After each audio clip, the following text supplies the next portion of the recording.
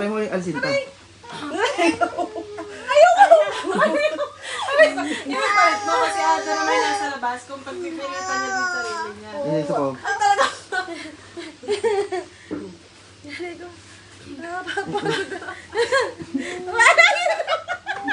Tinulak na.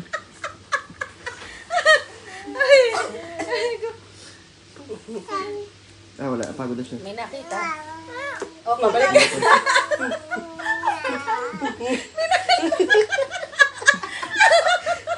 Hindi naman yung tinutulak na.